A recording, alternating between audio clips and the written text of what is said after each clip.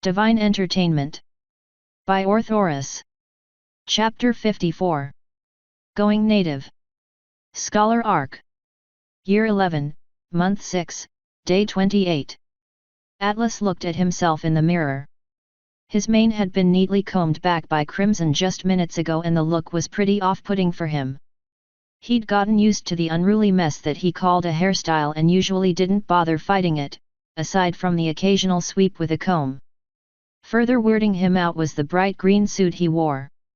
As he'd found out, it was tradition for stallions to wear a suit matching their magical affinity in color.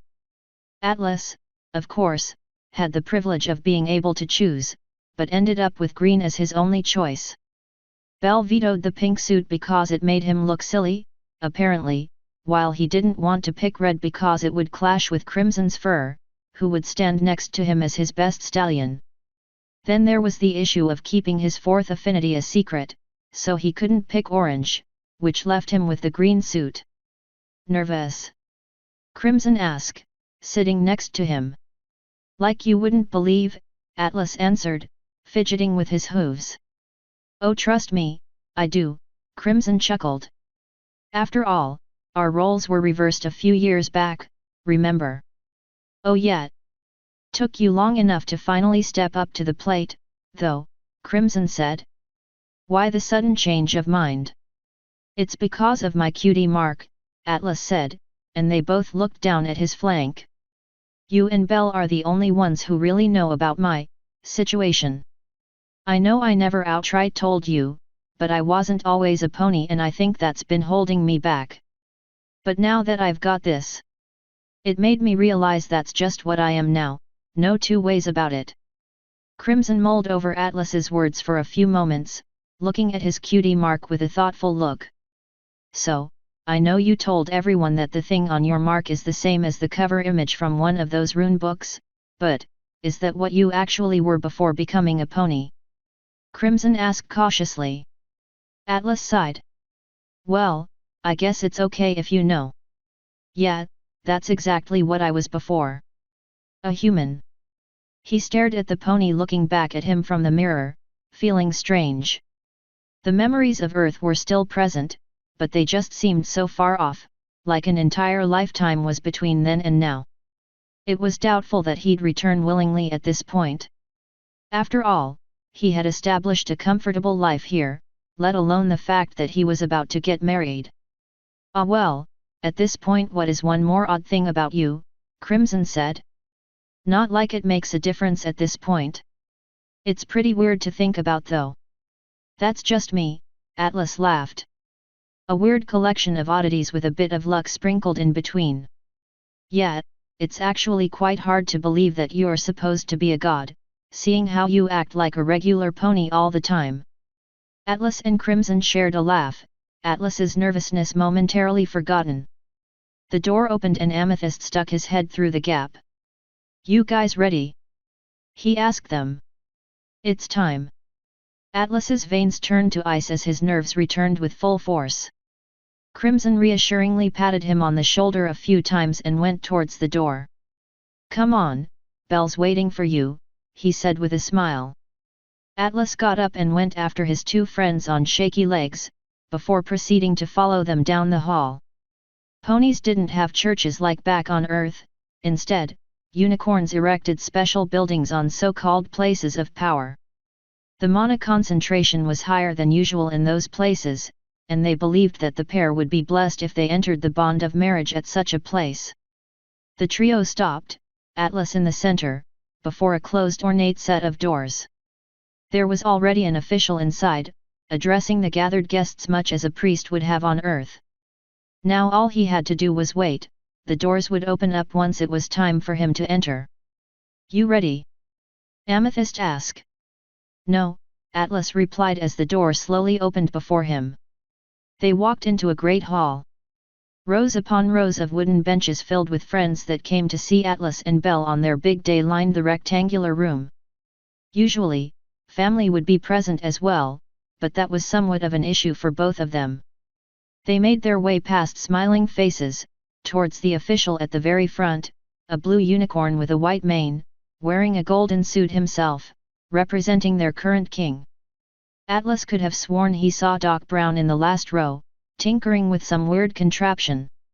The casual disinterest of his boss and partner cheered him up a bit, and he took up his position on the right side of the dais, with crimson and amethyst behind him. A large mural framed the background behind them, depicting two unicorns getting married at the base of the lonely mountain.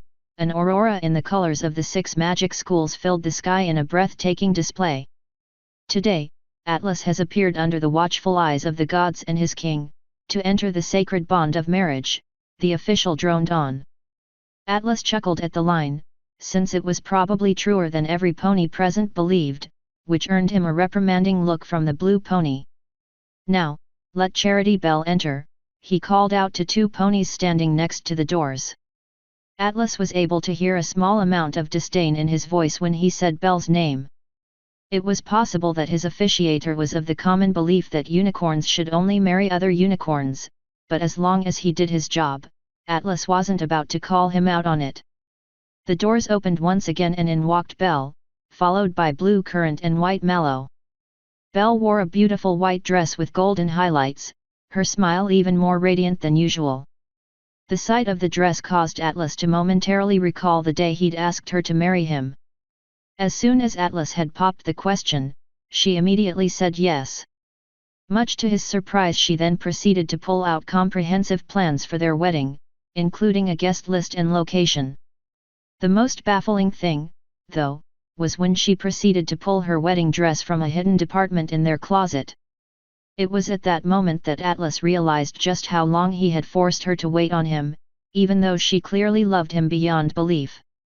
That wasn't even a month ago, and now they already stood at the altar. Apparently she had asked the place to keep a spot open. Just in case. Belle took up her position on the other side of the official and flashed Atlas a happy grin, as if to say that she wouldn't let him go now, no matter what. Atlas simply smiled back before refocusing his attention on the official before them. Today, Charity Belle has appeared under the watchful eyes of the gods and her king, to enter the sacred bond of marriage, he said.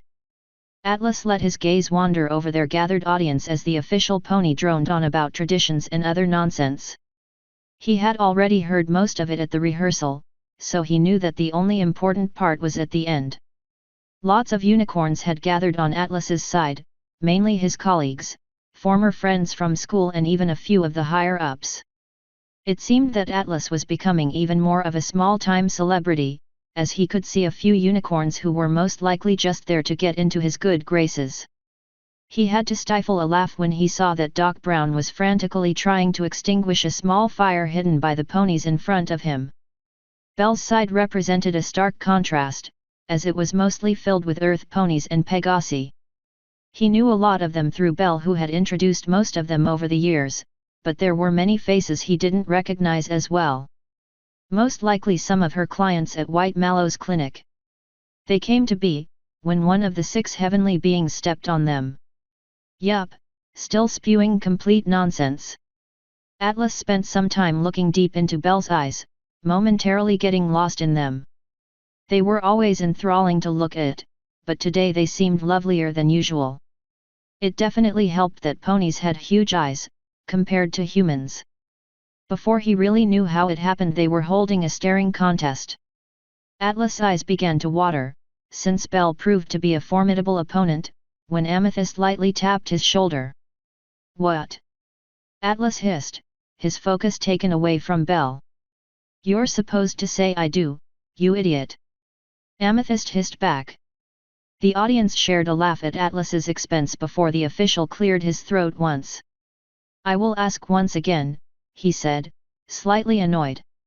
Will you, Atlas, take Charity Belle as your lawfully wedded wife? Do you promise to treat her right in accordance with the laws of the heavenly beings and myself representing the king as your witness? Atlas looked back into Belle's eyes. I do.